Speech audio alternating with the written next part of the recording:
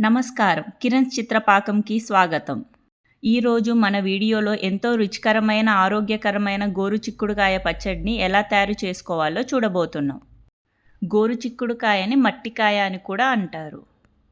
సాధారణంగా గోరుచిక్కుడుకాయ అంటే చాలామంది ఇష్టపడరు. కానీ ఈ పద్ధతిలో పచ్చడి చేస్తే మళ్ళీ మళ్ళీ కావాలని అడుగుతారు. ముందుగా ఒక మిక్సీ జార్లో శుభ్రంగా కడిగి పెట్టుకున్న పచ్చిమిర్చి, ముక్కలుగా చేసి పెట్టుకున్న గోరుచిక్కుడుకాయ వేసుకోవాలి. ఇక్కడ నేను 1/2 కేజీ గోరుచిక్కుడుకాయలు తీసుకున్నాను. 1 స్పూన్ సాల్ట్ వేసి కోర్స్‌గా గ్రైండ్ చేయాలి. అంటే కచ్చాపచ్చాగా గ్రైండ్ చేసుకోవాలి.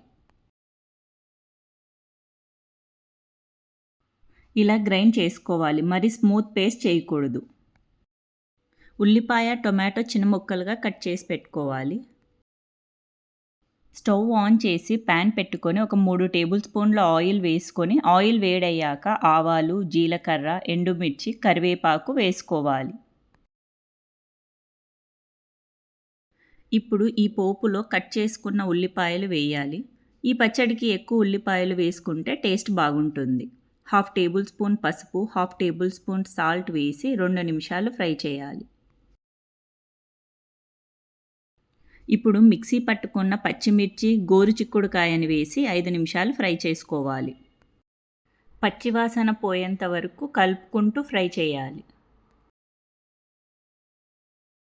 ఇందులో 1 గ్లాస్ వాటర్ పోసి బాగా కలుపుకొని లో ఫ్లేమ్లో ఉడికించుకోవాలి. మూత పెట్టుకుంటూ మధ్య మధ్యలో కలుపుతూ ఉండాలి.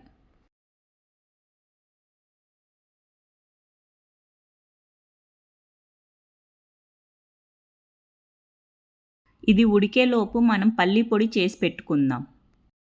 ముందుగా వేయించి పొట్టు తీసి పెట్టుకున్న పల్లీల్ని మిక్సీ జార్లో వేసి పొడి చేసుకోవాలి. ఇలా ఫైన్ పౌడర్గా చేసుకోవాలి. గోరుచిక్కుడుకాయ ముక్కను చూసి ఉడికింది అన్నప్పుడు టొమాటో ముక్కలు వేసి బాగా కలుపుకోవాలి. టొమాటో ముక్కలు బాగా సాఫ్ట్ అయ్యే వరకు మగ్గించాలి.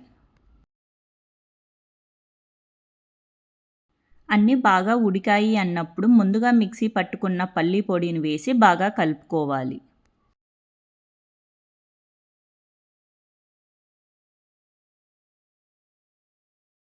చివరగా టేస్ట్ చూసి సాల్ట్ అవసరమైతే అడ్జస్ట్ చేసుకుంటే మన టేస్టీ గోరుచిక్కుడుకాయ పచ్చడి రెడీ.